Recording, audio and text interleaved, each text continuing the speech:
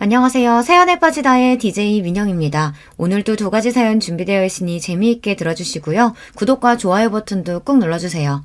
그럼 오늘의 사연 바로 시작해볼게요. 안녕하세요. 저는 청년 사업가로 바쁘게 일하고 있는 30대 여성입니다. 마음 맞는 대학 동기들과 스타트업으로 시작해서 처음 한두 해 자리 잡느라고 애를 참 많이 먹었어요. 지금은 회사도 정상 궤도에 올라서 좀 사람 사는 것처럼 살고 있습니다. 당초 주변 사람들의 예상보다 성장 속도가 더 빨라서 요새는 일하는 재미를 느끼며 지내고 있어요. 딸내미가 세상 무서운 줄도 모르고 대뜸 사업을 시작한다고 걱정이 많으셨던 부모님께서도 요새는 딸 자식 잘 나간다고 어깨 쫙 펴고 다니세요. 저 기죽을까봐 대놓고 말씀은 안 하셨어도 내심 혼기찬 딸 시집부터 갔으면 하셨던 걸 저도 알고 있었거든요. 덕분에 요즘은 결혼 이야기도 쏙 들어갔죠. 지금이야 결혼 생각할 겨를도 없이 제 일하느라 바삐 살고 있지만 한때는 저도 결혼이라는 인생의 중대사 앞에서 많은 고민을 해야 했습니다. 결혼은 사랑하는 사람 하나 믿고 처음 보는 인연과도 가족의 연을 맺어야 하는 일 아닙니까? 내가 선택하지도 않은 인연과 잡음 없이 잘 어우러져 지내는 게 결코 쉬운 일은 아니었습니다. 제 경우에는 특히 결혼을 했더라면 제게는 손이 형님들이 되었을 예비 동서들과의 관계가 그러했어요. 아니 우리가 뭐 알고 그랬어? 좋은 대학 나온 줄 알았으면 애초에 우리가 그런 식으로 행동을 했겠냐고. 그게 왜 꼭 우리 잘못인 건데? 정말 끝까지 뭘 잘못했는지 모르시네요. 제가 어떤 학교를 나왔는지 알든 모르든 댁들이 나한테 한 짓은 사람이 사람한테 하면 안 되는 짓이에요. 그런 것도 모르는 인간들이 제 자식이라고 제대로 키울지. 나도 당신 같은 사람들 수준에 안 맞아서 못 어울리겠네요. 처음부터 감이 좋지 않았던 예비 동서들과의 만남은 결국에는 걷잡을 수 없는 파국으로 결론을 맺게 되었습니다.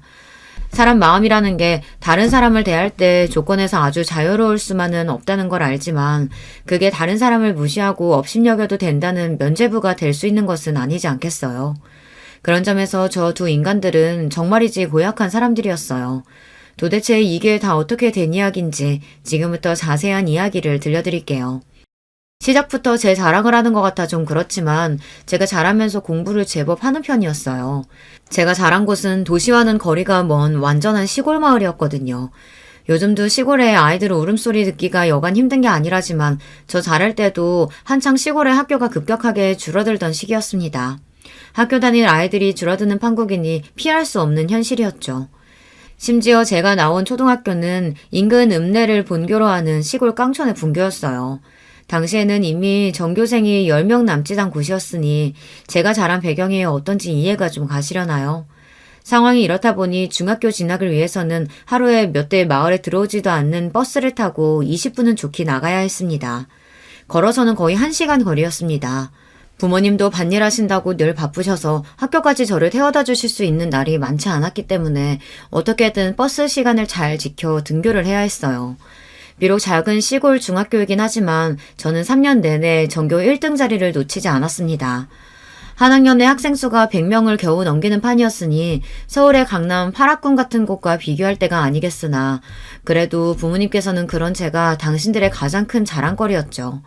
저희 집이야 사방이 논밭인 그야말로 깡천이었으나 그래도 중학교가 위치한 곳은 읍 단위는 되었거든요. 학교 주변에 보습학원도 제법 많았습니다. 대도시만큼은 아니었어도 대한민국 교육열 높은 것은 어디 가지 않아서 저희 반 친구만 해도 학원 다니지 않은 아이가 손에 꼽힐 정도였습니다. 그 손에 꼽히는 아이들 중 하나가 바로 저였어요. 우리 민정이는 학원도 따로 안 다니면서 집에서 혼자 공부하는 거야? 학교 공부는 학교 있을 때 주로 하고 집에서는 숙제 외에는 따로 하고 있진 않아요. 정말 대단하네. 혼자서 이만큼 학업 성취도 끌어올리기가 쉽지 않았을 텐데. 우리 민정이가 확실히 공부머리가 있나 보다. 집에서 딱히 특별히 하는 게 없다는 건 거짓말은 아니었어요. 아무래도 시험 난이도 같은 것도 경쟁률이 치열한 도시 명문학교들보다야 낮은 편이었겠죠. 그리고 그때까지는 혼자서 공부를 해도 크게 어려움을 느끼지 못한 차였습니다. 선생님 말씀대로 공부하는 게 그렇게 어렵지는 않았으니 사람마다 각자 하나쯤은 타고난다는 재주가 저한테는 공부였던 게 아니었을까 싶습니다. 우리 딸 가진 것 없는 부모 밑에서 태어나 제대로 해준 것도 없는데 혼자서 이렇게 공부며 자기 일이며 똑부러지게 잘해내는 걸 보니 아빠는 우리 민정이한테 참 고맙다. 그럼 우리 민정이가 아빠 엄마 제일 가는 보물이지.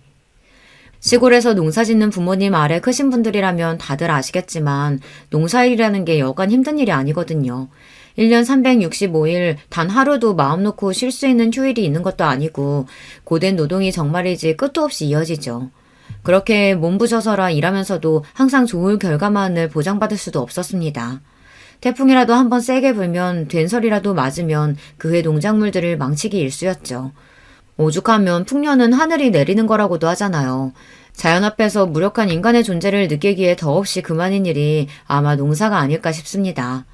그리 힘든 일을 하시는 분이시니 부모님 두 분 지친 얼굴을 보며 자라는 것이 일상이었어요. 그런 부모님 얼굴에 환한 미소를 짓게 해드릴 수 있는 일인데 공부 잘하는 게 저한테도 자랑이 아닐 수가 없었죠. 워낙 저희 부모님도 자랑거리라고는 공부 잘하는 자식놈 하나뿐이셨을 테니 동네방네 자랑을 하고 다니신 탓에 제가 사는 시골 마을에서 제가 공부 잘하는 걸 모르시는 분이 없으셨습니다. 당시에 저희 부모님도 시골에서 농사 지으시는 분들치고는 젊으신 축에 속하셨으니 소녀 같은 아이가 인근 읍내에서도 가장 공부 잘한다는 게 동네 자랑이 되었습니다. 그렇게 이 집 저 집 귀뜩하다며 옥수수며 고구마며 간식도 잔뜩 얻어먹고 동네 어르신들 사랑 듬뿍 받으며 자랐어요. 어른들 사랑은 잔뜩 받고 자랐지만 안타깝게도 또래 친구들한테는 시기의 대상이 되는 경우가 많았습니다. 아무래도 부모님들 중에서 쟤는 학원 한 번 안 보내줬는데도 전교 1등 하는데 너는 이렇게 뒷바라지 해줘도 왜 이렇게밖에 못하느냐며 타박하시는 분들이 계셨나 봐요. 그 나이 또래 아이들이 제일 싫어하는 게 다른 아이랑 비교당하는 건데 그 애들도 상처가 많았겠죠. 결국 그 원망의 화살이 제게 돌아오는 일이 그리 드물지 않았습니다. 쟤 학원 안 다닌다고 하면서 뒤로는 과외라도 받고 있는 거 아니야? 자기는 뭐가 그렇게 잘났다고 학원도 안 다니고 성적이 저렇게 잘 나오겠어. 그러니까 너 평소에 공부 어떻게 하냐고 해도 학교에서 수업 받는 거 말고 별로 하는 거 없다고 거짓말이나 하고 우리는 뭐 학교 수업 안 듣나? 지만 따로 좋은 거 하면서 자기는 노력 안 해도 머리 좋아서 공부 잘한다 뭐 이런 소리 듣고 싶어서 아무것도 안 하는 척 하는 거 아니야? 지금도 제가 그다지 사교적인 성격은 아닙니다만 어릴 때는 정말 수줍음이 많은 편이었거든요. 친구도 정말 마음이 잘 맞는 저와 비슷하게 조용한 친구 몇몇이 전부였기에 저에 대해 오해하는 친구들도 많았어요. 공부 좀 한다고 다른 애들 무시한다는 식으로 몰아가는 아이들도 있었고요. 그럴수록 더더욱 친구 만드는 데 위축이 되어 더 제가 어울리는 친구들과만 가까이 지내게 되었습니다. 고등학교 진학할 때가 되자 제 주변 어른들이 저보다 더 부산해졌습니다. 특히나 학교 선생님들께서 저를 가만두지 않으셨어요. 그동안 학교에 호출될 일이 거의 없으셨던 저희 부모님도 학부모 연담을 빙자하여 자주 학교로 불려나오시게 되었습니다. 아버님, 어머님, 많이 부담스러우실 줄은 알지만 앞으로 민정이 장래가 달린 문제입니다.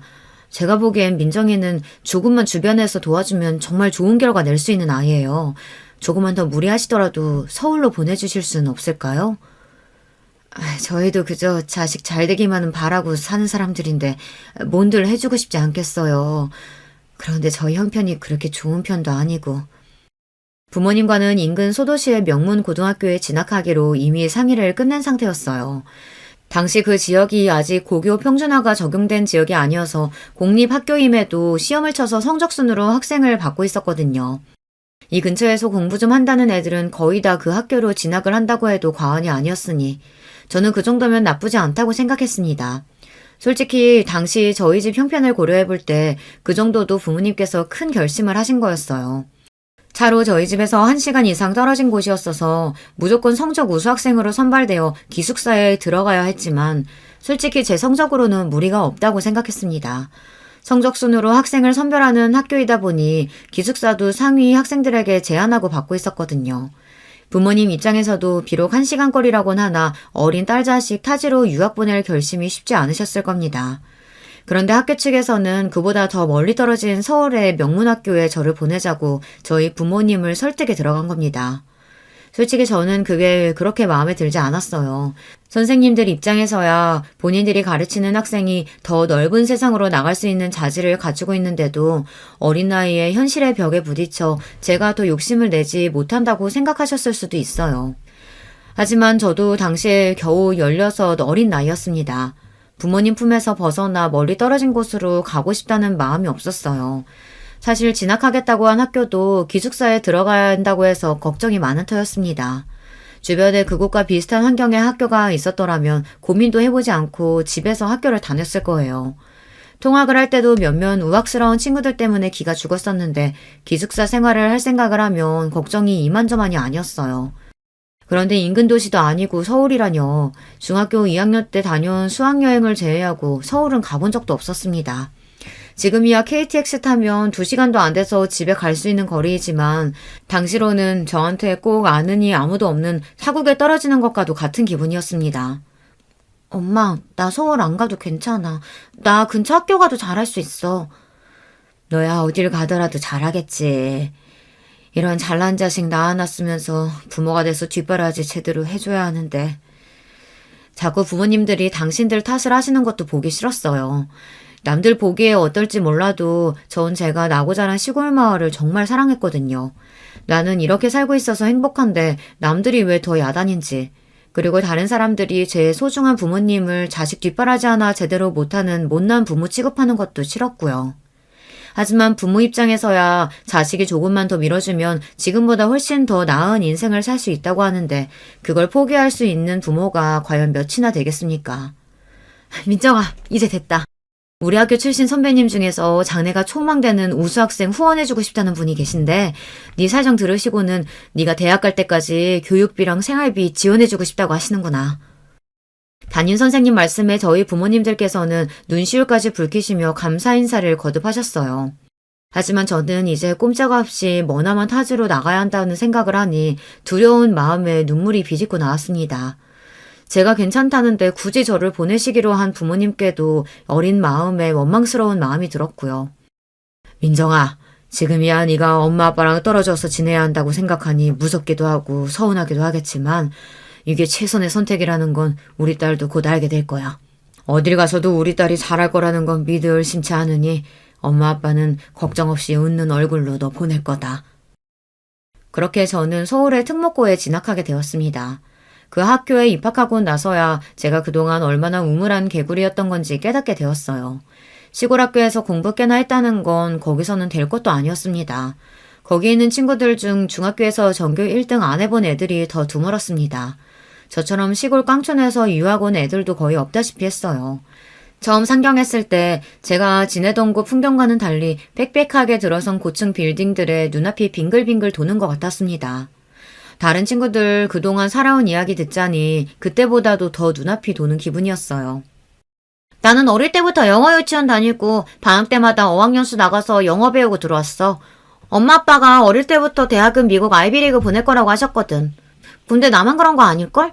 우리 반 애들 중에 어학연수 한 번 안 다녀온 애들 없을걸? 제가 어디서 듣지도 못한 시골 마을에서 올라왔다는 걸 알자 호기심을 갖고 다가온 친구 하나가 이렇게 설명했습니다. 그 말이 틀린 말은 아닌지 3학년 선배들 반은 아예 국내 대학에 진학할 국내반과 해외 입시를 준비하는 해외반으로 나눠서 대학 진학을 준비하고 있었어요.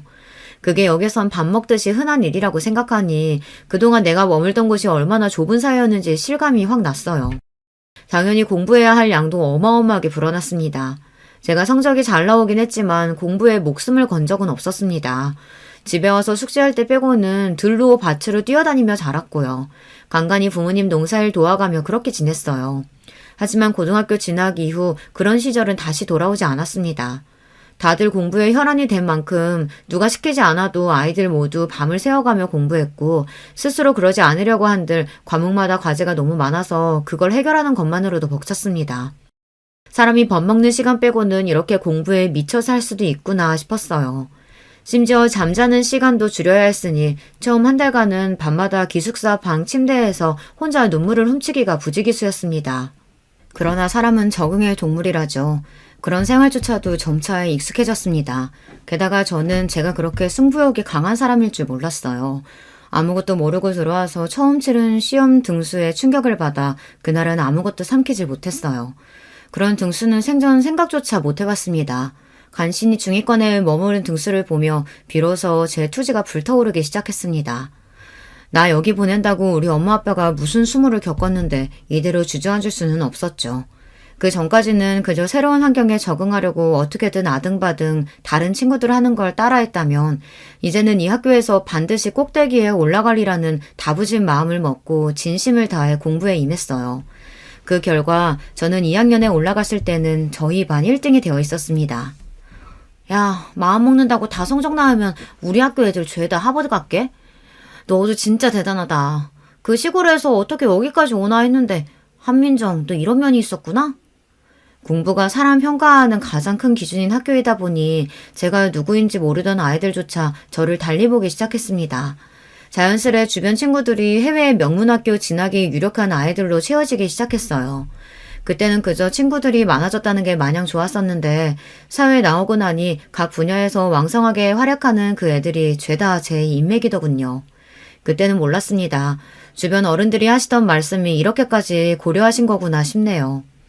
성적은 오르고 올라 3학년에 올라가니 제 성적은 해외반 중에서도 최상위권이었습니다. 예전 같았으면 유학이라고는 상상도 못했겠으나 그래도 저도 이 학교 들어와서 보고 들은 게 적지 않았어요.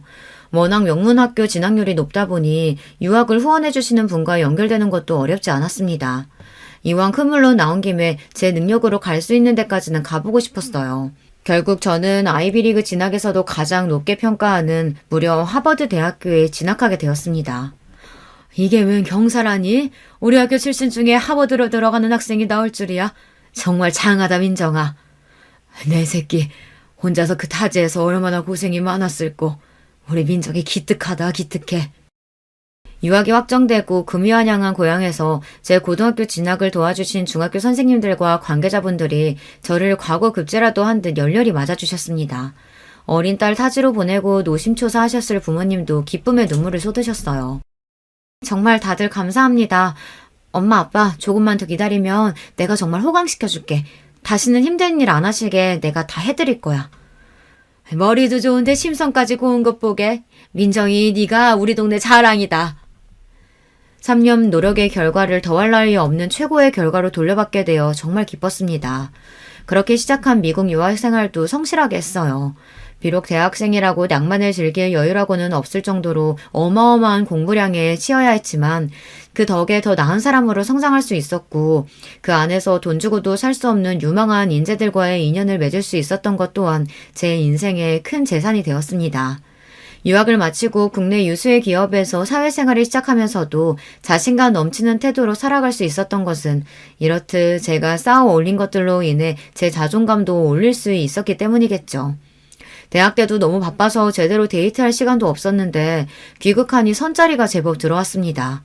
이제 제 스펙도 국내에서 손에 꼽힐 정도이니 상대의 조건도 썩 훌륭했으나 왠지 그런 식의 만남이 썩 내키지는 않더라고요. 그즈음 제게 아주 적극적으로 다가오던 사람이 바로 예비 남편이었습니다. 제가 근무하는 회사의 협력사 직원이었던 그 사람 직장도 꽤 훌륭한 평가를 받는 곳이었어요. 학벌도 국내 명문대로 졸업했고요.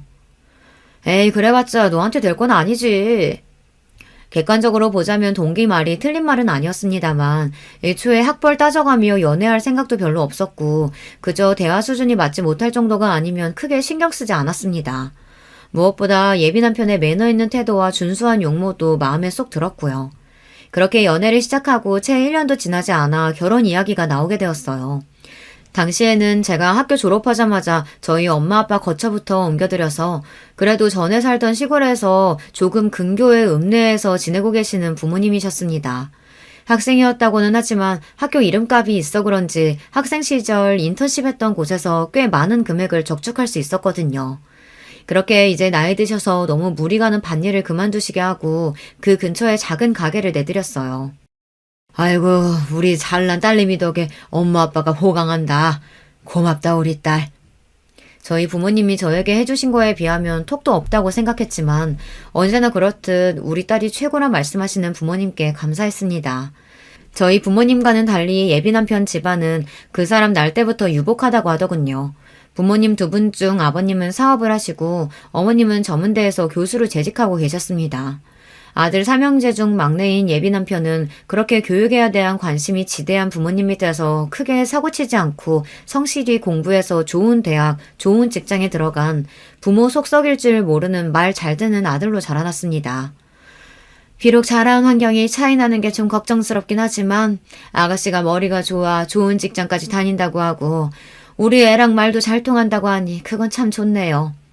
결혼해서도 이 근처에서 지낼 테니 지금이랑 크게 바뀌지 않을 것 같아 그것도 마음에 들고요. 첫 인사드린 자리에서 묘하게 신경 거스르는 말씀을 하시는 예비 시어머니가 좀 마음에 걸리기는 했어요. 하지만 어쨌든 저를 좋게 보셨는지 그 이후로는 제게 상냥하게 대해주셔서 그러려니 했습니다. 원래 시어머니 자리라는 게 며느리 마음에 쏙 들기가 더 어렵다고 하던데 이만하면 불평할 정도는 아니겠지 싶기도 했고요. 저보다는 막상 저희 부모님께서 걱정이 많으셨습니다. 양가 상견례를 앞두고 수심이 깊은 얼굴을 하신 부모님께서 이렇게 말씀하시더라고요. 우리 딸내미야 세상 어딜 내놔도 꿀릴 것 없는 잘난 자식인데 정작 아빠가 이렇게 시골 사람 뒤 줄줄 나는 촌부라서 우리 딸한테 도움은커녕 괜히 책 잡힐까 걱정이다. 무슨 소리야. 아빠가 어디가 어때서. 너야 효자니까 그렇게 말하지만 사실 엄마 아빠가 뭐 내세울 게 있는 사람도 아니고 그저 자식 잘난 거 하나 자랑 삼아 살아온 사람들인데 장서방 부모님 되시는 분들은 사업도 크게 하시고 사부인 되실 분은 교수시라며 그런 분들한테 우리가 어디 성에 차겠어? 네가 워낙 잘났으니 받아주셨겠지. 자꾸 속상한 소리 할 거야? 그렇게 따지면 엄마 아빠는 이렇게 잘난 딸 키워낸 대단한 사람들인데 꿀릴 거 하나도 없으니까 그런 소리 하지 마. 그렇게 단단히 다짐을 받아두었지만 항상 딸 자식 앞길에 당신들께서 걸림돌이 되지는 않을까 노심초사하시는 분들이시니 상견례를 앞두고 위축이 많이 되셨을 거예요. 설마 그럴 일은 없겠지만 혹여나 우리 부모님 기죽이는 말 한마디만 해도 가만히 있지 않으리라 저도 마음을 굳게 먹었습니다. 결혼을 엎으면 엎었지 평생 딸 자식 하나 바라보면서 최선을 다해 사신 부모님한테 상처 주는 일을 할 생각은 추워도 없었습니다. 남자야 새로 만나면 그만이지만 부모님은 저한테 유일하신 분들이 아니겠습니까? 걱정했던 바와는 달리 상견례 자리에서 예비 시부모님과 저희 부모님 간에 그런 문제의 조짐은 보이지 않았습니다. 사회 지도층답게 우아하고 기품 있는 태도로 저희 부모님을 정중히 대해주시는 예비 시부모님 모습에 저 역시 만족스러웠고요. 오히려 제 신경을 거스른 부분은 따로 있었습니다. 안녕하십니까. 한민정이 아비 되는 사람입니다. 안녕하세요. 민정이 엄마예요. 반갑습니다. 사돈 사부인. 멀리까지 오시느라 고생 많으셨죠? 화기애애하게 첫인사를 주고받는 부모님과 예비 시부모님과 달리 저희 부모님 행색을 한번 쓱 훑더니 예비 동서 둘이서 지들끼리 작게 속삭이더라고요. 순간이긴 했지만 둘째 동서라는 여자가 키득거리는 꼴도 분명히 봤습니다.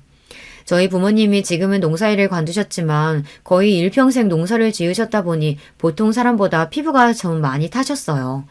딸 자식 사돈될 분들한테 시골 촌뜨기로 보이면 안 된다고 평생 옷에 돈 쓸 줄 모르시는 분들이 좋은 옷도 입으시고 어머니는 아버지까지 닥달해서 며칠 피부 관리까지 빡세게 받으실 정도로 신경을 많이 쓰셨습니다. 그렇더라도 평생을 안고 사신 노동의 흔적이 하루아침에 사라지진 않았겠죠. 두 분 다 시골에서 농사 짓던 분처럼 보이기는 했을 거예요. 하지만 그렇다고 그게 예비동서 될 사람 상견례 나온 자리에서 저들끼리 저렇게 예의를 밥 말아먹은 듯 쪼갤 일입니까? 이 자리는 예비 시부모님과 저희 부모님께서 처음 만나는 자리이기도 했지만 예비 아주버님과 예비 동서들과 제가 처음 만나는 자리이기도 했어요. 다들 일이 바쁘다 보니 상견례 전에 따로 시간을 내지 못해 이 자리에서 한꺼번에 해결하게 된 거죠. 한마디로 그 둘의 첫인상은 정말 형편없었습니다. 내 부모 업신여기는 티를 저리 내는 인간들을 무슨 수로 좋게 볼 수 있었겠습니까? 이건 나중에라도 반드시 짚고 넘어가야겠다고 분한 마음을 간신히 억눌렀습니다. 정작 예비 시부모님과 저희 부모님은 좋은 분위기 속에 얘기를 잘 나누셨으나 그 마음은 그 자리가 파할 때까지 전혀 풀리지 않았어요. 다들 돌아가고 예비 남편과 둘만 남자 저는 계속 참았던 화를 폭발하고 말았습니다. 자기 형수라는 사람들 도대체 어떻게 그렇게 예의가 없어? 모르는 사람이라고 해도 무례할 판에 나랑 우리 부모님 처음 보면서 사람을 그딴 식으로 쳐다보고 쑥덕거려? 저들은 뭐 얼마나 잘났다고. 형수님들이? 설마 자기가 잘못 본 거 아니야? 지금 누굴 바보로 봐? 그럼 가만히 있는데 허공 보고 비웃기라도 했다는 거야? 제가 그렇게 화를 내는데도 일단 자기 형수들부터 감싸는 예비 남편의 우라통이 터졌습니다. 전에 없이 화를 내며 날뛰는 제 모습에 실수했다 싶었는지 뒤늦게 예비 남편이 이 사태를 수습해보겠다고 용을 썼습니다. 우리 형수님들이 두 분 다 평생 도시에서만 자라서 시골에서 농사 지으신 분들 뵐 기회가 없어서 그랬나 봐. 자기가 기분 많이 나빴겠다. 무슨 외국인 처음 보는 어린애도 아니고 나이 먹을 만큼 먹어서는 사람 앞에 두고 도대체 무슨 그따위 태도가 있어? 나 다른 건 몰라도 내 부모님 함부로 대하는 건 그 누가 와도 못 참아줘. 기석 씨도 예외도 아니고 그 형수라는 여자들은 더더욱 아니야. 그럼. 내가 다시는 그러지 마시라고 단단히 주의 드릴게. 화 풀어 자기야. 난 분명히 말했어. 2번은 없어. 정말 한 번만 더 그렇게 싹수 없이 굴었다간 이 결혼 당장에 엎을 생각이었습니다. 노기를 감추지 못하는 저를 보며 제가 결혼 관두자고 하기라도 할까봐 예비 남편이 제 눈치를 보고 납작 기었어요. 정말 제 형수들아 하는 꼴 못 보고 저러는 건지 보고도 일 크게 만들기 싫어 모른 척하는 건진 몰라도 예비 남편까지 꼴 보기 싫더라고요. 그날 그렇게 안 좋은 기분으로 헤어지고 집으로 돌아왔습니다. 오랜만에 서울 올라오신 김에 맛있는 거 사드리고 좋은 구경 시켜드리고 싶어 부모님을 집으로 모셨거든요. 상견례 감상이 나쁘지 않으셨는지 두 분 다 표정이 좋으신데 괜히 저 때문에 겪지 않으셔도 될 일을 겪게 해드린 것 같아 죄송스러웠습니다. 사돈 내외도 그렇지만 정서방 형제들도 그렇고 형수 되시는 분들도 그렇고 어쩜 다들 그렇게 귀티가 나고 사람들이 세련되던지 우리 딸이 그런 집에 시집 간다고 생각하니까 아빠가 마음이 너무 뿌듯하더라. 그러게 말이야. 우리 딸도 저리 좋은 집에서 태어났으면 지금보다 더 빛났을 텐데. 하긴 우리 딸은 지금도 빛나지만 신이 나서 말씀하시는 것처럼 그 인간들 속도 그렇게 귀티나는 인간들이었으면 좋으련만 시작부터 사람 겉모습 보고 판단하는 것도 모자라 그걸 숨기지도 못하고 차별하는 꼴을 딱 걸린 판에 그 둘을 좋아하게 되는 일은 요연해 보였습니다. 사람이 작은 부분에서 인성이 보이는 법이라고 하지 않습니까? 어차피 그 둘과 가깝게 지낼 생각은 애초부터 싹 사라졌고 그저 서로 갈등이 생기지 않을 정도로 거리두는 사이로 지내야겠다고 속으로 마음 정리를 마쳤습니다. 예비 시어머니 말 맞다나 예비 남편이나 저나 서울에 살면서 일하고 있고 예비 시댁 식구들 전부 서울에서 거주하다 보니 결혼 준비하면서도 그쪽 식구들 얼굴 볼 일이 종종 생겼습니다. 특히 이제 곧 동서지간이 될 텐데 얼굴이나 익혀둬야 하지 않겠냐며 예비 동서들이 저를 불러내는 일도 있었어요. 워낙 좋게 감정이 시작된 게 아니니 가급적이면 그 둘만 만나는 일은 피하고 싶었으나 좋든 싫든 곧 가족으로 엮이게 될 텐데 마냥 피할 수도 없는 일이었죠. 듣자 하니 저번 상견례 때 동서가 오해가 좀 있었던 것 같은데 설마 우리가 사돈 되실 분들한테 그럴 리가 있겠어? 혹시나 맘 상한 거 있었으면 풀어 동서.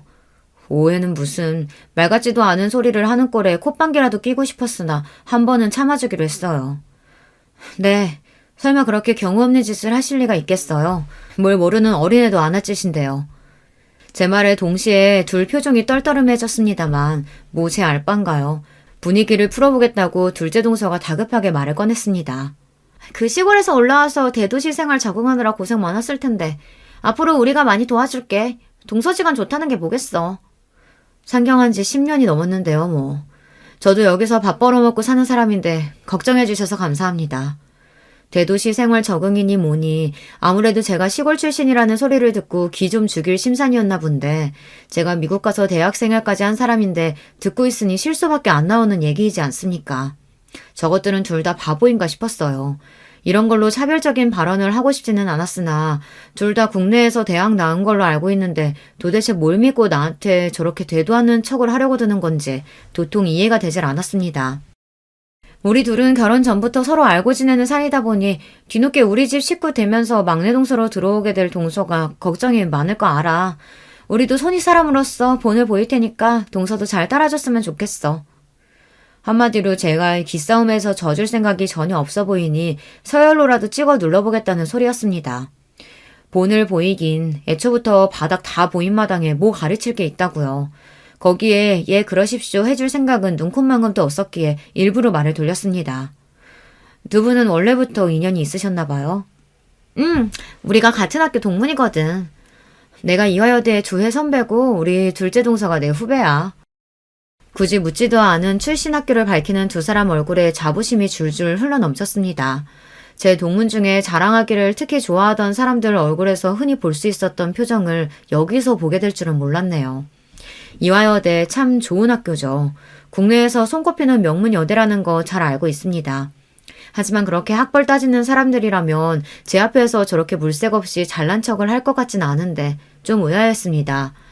이대 나왔다는 걸 자랑스러워하는 게 이상하다는 소리가 아니라 이대에 나온 걸 자랑으로 생각하는 부류의 사람이라면 하버드 나온 제 앞에서 굳이 학벌로 자랑하려고 들지는 않을 것 같았거든요. 그저 제가 직접적으로 제가 어느 학교 출신인지 두 사람 앞에서 언급한 적이 없다는 생각이 들었습니다. 상견례 자리에서도 당연히 예비 남편이 식구들에게 이미 말했겠거니 생각했지 제 입으로 어느 학교를 나왔느니 떠들어댄 적은 없었습니다. 사실 그러기도 참 이상한 일 아닙니까? 밥 먹다 말고 갑자기 제가 하버드대 나왔어요. 뜬금없이 말하는 것도 우습잖아요.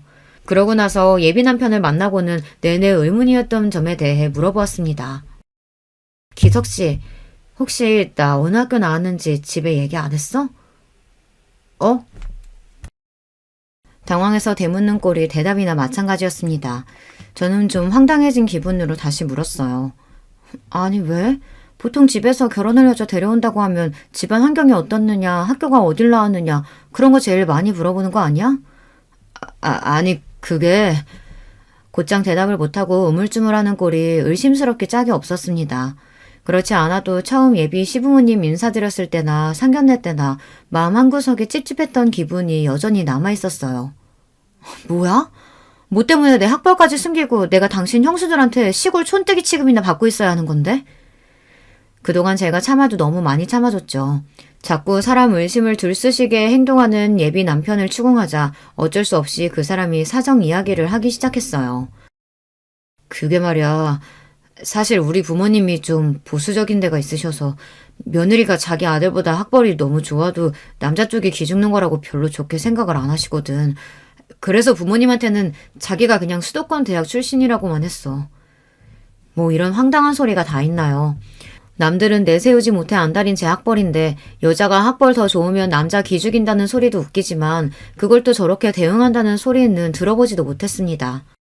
내가 진짜 기가 막혀서 내가 공부 열심히 해서 좋은 대학 나온 게 자기네 집에서 책 잡힐 일이야? 나 학벌 좋다고 좋은 데서 얼마나 선짜리 많이 들어왔는 줄 알아? 이런 황당한 취급도 듣도 보도 못했어. 그리고 부모님이 그렇게 생각하신다고 그걸 그런 식으로 얼버무려? 요즘 같은 세상에 비밀이 어디 있다고. 평생 속이기라도 할 작정이었어? 당신 지금 나까지 거짓말쟁이로 만든 거야. 나까지 바보 만든 거라고. 미안해. 결혼 전에 괜히 자기 속 시끄러워질 일 만들기 싫어서 그랬어. 내가 조만간 책임지고 제대로 얘기할 테니까 제발 화내지 마, 자기야. 내 속은 지금 네가 더 시끄럽게 만들고 있어. 어떻게 이렇게 황당한 짓을... 그럼 자기 형수들이 나랑 우리 부모님 그렇게 깔본 것도 그래서 그런 거였니? 이화여대에는 기댈 것도 아닌 서울 변두리 대학이나 나온 줄 알아서? 우물쭈물 대답을 못하는 꼴을 보니 결과가 뻔했습니다. 연애할 때는 사람 참 똑부러지고 괜찮아 보였는데 이래서 사람은 곁에서 함께 큰일 겪어보아야 비로소 제대로 알 수 있다고 하는 건가 봅니다. 나 기석씨 만나고 진짜 이렇게 실망스러운 적이 없었어. 도대체 무슨 생각이었던 거야? 민정씨, 내가 정말로 미안해. 내가 생각이 너무 짧았어. 내가 민정씨랑 결혼하고 싶은 마음이 너무 앞서서 평소보다 경솔하게 굴었어. 내가 무슨 일이 있어도 사실관계 제대로 잡을 테니까 나한테 조금만 시간을 줘, 어? 생각 같으면 결혼이고 뭐고 한동안 아무 생각도 하기 싫었으나 이 와중에도 착실히 결혼 준비가 이루어지고 있었습니다. 거기다가 좋은 집에 딸 시집 보낸다고 요즘 기분이 하늘을 찌를 듯한 부모님을 떠올리니 막막하더라고요. 한심스럽긴 했지만 아직 예비 남편에 대한 마음도 완전히 식지 않은 상태였고요. 결국 그 어이없는 일을 한 번은 봐주기로 했어요. 다음날 저녁에 자려고 들어누웠는데 갑자기 전화벨이 울렸습니다. 첫째 동서였어요. 친한 사이였어도 별일 없으면 이 늦은 시간에 전화는 실례인데 피차 서로 감정 좋을 것도 없는 사이에 이 시간에 전화라니. 역시 문제 있는 사람은 한 가지만 문제인 건 아니구나 싶었습니다. 한숨을 쉬며 마지못해 전화를 받았어요. 이 시간에 무슨 일이세요? 야, 너 내가 그렇게 알아듣게 얘기했는데 꼭 이렇게 긁어부스럼을 만들어야겠어? 내가 우리 집 식구도 아닌 너 때문에 도련님한테 입 조심하라는 소리까지 들어야겠냐고. 대뜸 전화에서는 다짜고짜 그게 무슨 소리예요? 진짜 저한테 왜 이러세요? 왜 이래? 이게 어디 순진한 척을 하고 있어. 네가 시골 깡촌에서 자란 촌년이라 촌년 취급한 거 가지고 도련님 닥달해서 어디 손이 동서들 말을 조심하라고 건방을 떨고 있어?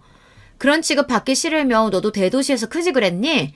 원망을 하려면 네 부모님을 원망하던가. 가난한 깡촌에서 커서 제대로 못 배웠으면 겸손하기라도 해야지. 어디 주제에 어울리지도 못할 신랑감 만나서 주제도 모르고 나대길. 너 우리 도련님 아니었으면 우리 같은 사람들이랑 애초에 어울릴 깜냥도 아니야. 알기나 해? 이 여자가 진짜 듣자 하니까 말이면 단줄하나. 제 도련님한테는 찍소리도 못하면서 그 화풀이를 나한테 다 해? 니까짓 게 뭐라고 감히 나를 이렇게 무시해? 내가 이런 소리 듣고도 너 같은 인간이랑 같은 식구 될 것 같아? 기서씨랑 네 시부모한테 연락해서 니년 때문에 우리 결혼 엎어지게 생겼다고 말할 테니까 어디 그때도 네가 이렇게 당당한가 보자. 그러고는 전화를 확 끊어버렸습니다. 진짜 이까지 결혼 뒤집어 엎어버릴 생각이었어요. 살다 이런 모욕은 처음이었어요. 사태를 이 지경까지 만든 예비 남편이라는 놈한테도 우라통이 치밀었지만 진짜 제가 시골 출신의 서울 변두리 대학 출신이었다고 한들 첫째 동서라는 여자의 저런 몰상식한 행동은 결코 용인되어서는 안 될 것이었습니다. 그 길로 당장의 예비 남편에게 전화를 걸었습니다. 네 미친 큰형수라는 여자가 나한테 전화해서 무슨 막말을 퍼부었는 줄 아니? 일을 이 지경으로 만들어놓고 너는 잠이나 퍼자고 있어? 너도 꼴 보기 싫으니까 앞으로 나한테 연락하지 마. 민정씨! 그러고 정말로 며칠간 그 사람 연락을 깡그리 무시해버렸습니다. 도대체 이게 무슨 마른 하늘의 날벼락이에요. 남자 하나 잘못 만났다고 내가 이런 꼴까지 당해야 하다니. 내가 남자에 환정한 것도 아니고 저놈 없으면 못 사는 것도 아닌데 왜 이런 수모를 견뎌야 합니까? 나 이 꼴 당하게 했으면 니놈도 마음고생 좀 해보라지 싶었습니다. 그렇게 며칠 만에 제 앞에 모습을 나타낸 예비 남편은 꼴이 꼭 피죽도 못 얻어먹은 것처럼 얼굴이 반쪽이 되어 있었어요. 저랑 결혼할 생각에 만만이었다가 하루아침에 버림받게 생겼으니 마음고생을 적지 않게 한 모양이었어요. 그 꼴을 보니 또 마냥 가슴이 시원하기만 한 건 아니더라고요. 민정씨, 제발 잠깐만 내 얘기 좀 들어줘. 나 정말로 반성 많이 했어. 형수님도 감히 당신한테 그런 얘기한 거 가만 안 두고 확 뒤집어 엎었어. 우리 형수들 형들한테 꼼짝도 못해. 내가 형수들 때문에 결혼 엎어지게 생겼다고 형들도 화가 나서 한 소리들 해서 지금 형수들 찍소리도 못하고 있어. 앞으로도 형수들 절제 당신 함부로 못하게 할 테니까 제발 한 번만 용서해줘. 어? 너 그 한 번만 소리가 벌써 몇 번째인 줄 아니? 내가 처음부터 그냥 확 끊어냈어야 하는 건데. 민정씨 제발 이번엔 진짜야. 형수들이 민정씨한테 사과도 하겠대. 그 인간들 사과가 무슨 의미가 있다고. 다들 꼴도 보기 싫어. 아니야. 안 그러면 자기들도 형들한테 이혼당할 판인데 이제 절대 그렇게 못 가본다니까? 솔직히 예비 남편 말이 더 이상 믿음직스럽게 들리지는 않았으나 그래도 그 두 인간들 기가 팍 죽어서 저한테 머리 조아리고 마음에도 없는 사과하느라 수치심에 부들부들 떨 것을 생각하니 좀 고소하기도 했어요. 그렇게 정말 마지막이라고 다짐을 받아두고 두 형님 내외와 대면하게 되었습니다. 재수씨, 제 안사람이 정말 큰 실수를 저질렀다고 들었습니다. 재수씨 입장에서 얼마나 화가 나고 상처가 되셨겠어요. 제가 대신해서 정말 사죄드립니다. 아주버님께서 잘못하신 것도 아닌데요. 사과할 사람은 따로 있지 않나요? 제 말에 그 자리에 있던 모든 눈들이 두 예비 동서에게 꽂혔습니다. 자기 남편들한테는 꼼짝도 못한다는 말이 거짓은 아니었던지 어지간힘도 아주버님들 눈치를 보는 예비 동서들 꼴이 우스웠습니다. 두 사람이 내키지 않는 표정으로 마지못해 입을 떼었습니다.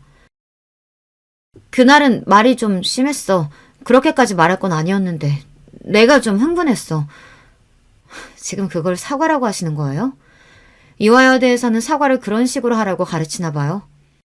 결코 호락호락 넘어가 줄 생각이 없던 제게 턱도 없는 사과 같지도 않은 사과였습니다. 자기 딴에는 저보다 못한 인간에게 제 자존심 뭉개가면서 사과했는데 제 반응이 날카롭자 첫째 동서도 그만 제 성질머리를 이기지 못하고 버럭 악을 쓰기 시작했습니다.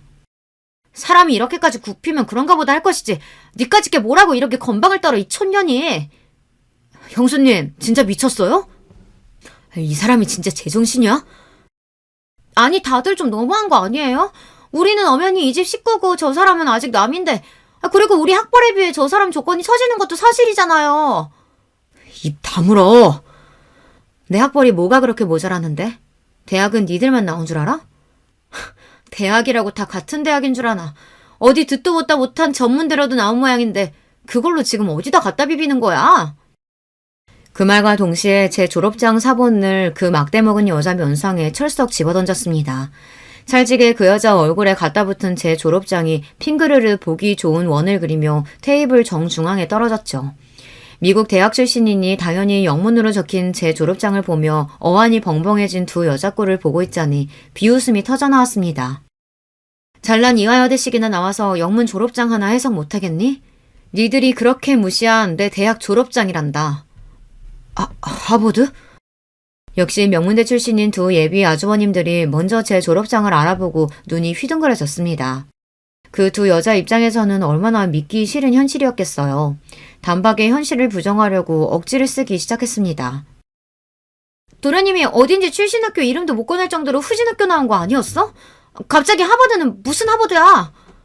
어디서 꼴에 졸업장 위조라도 했나 본데 너 그거 범죄야.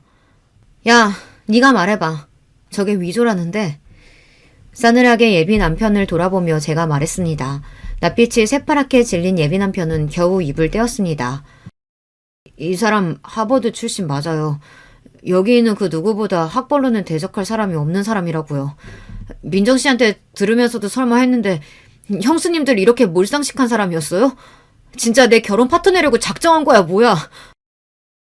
사실 확인을 해주는 예비 남편 말에 그 둘 얼굴이 시퍼렇게 질렸습니다. 이미 저는 파혼할 결심을 굳혔죠. 니들같이 천박한 것들이랑 어울릴 생각 나도 없어.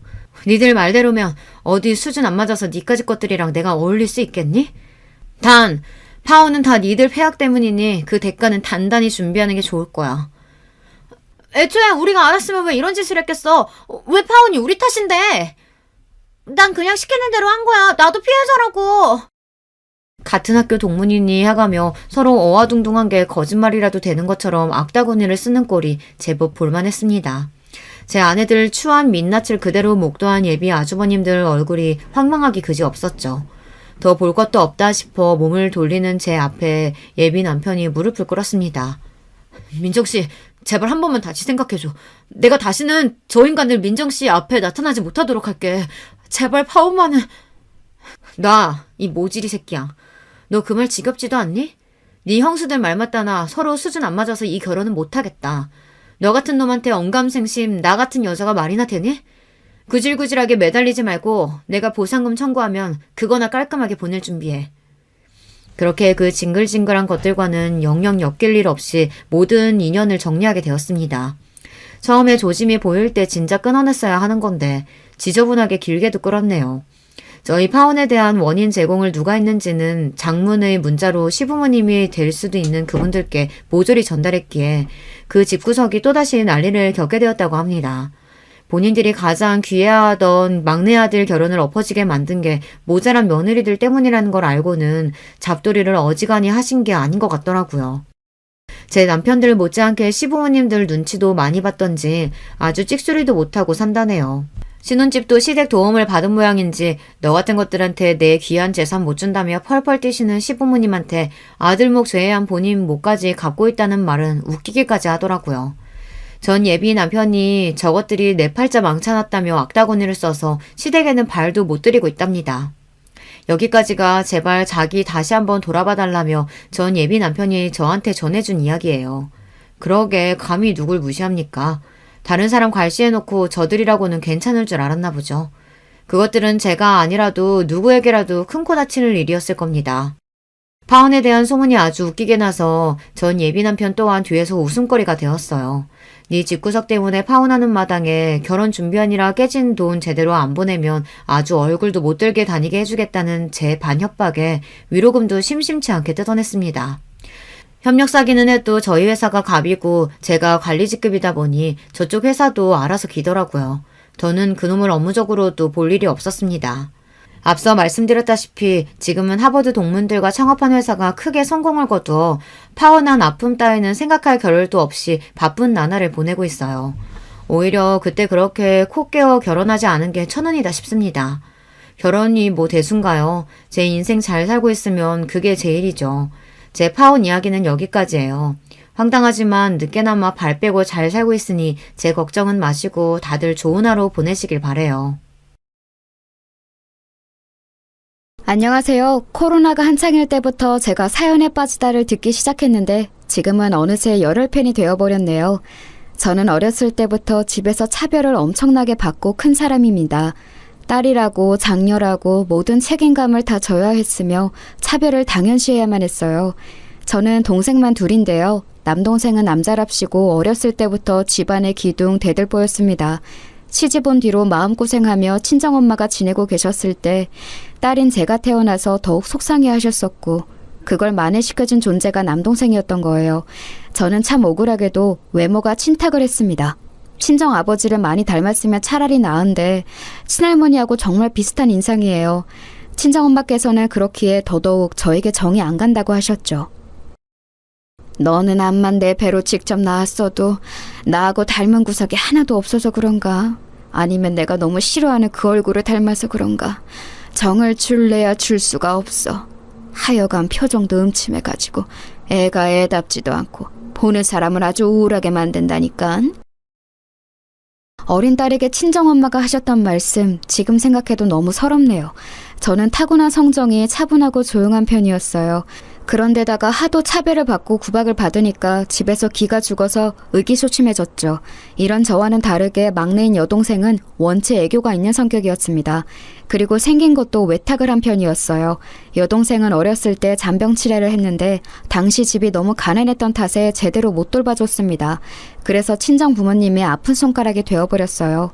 남동생은 귀한 손가락, 여동생은 아픈 손가락, 그리고 저는 그냥 손에 달려있는 손가락이었죠.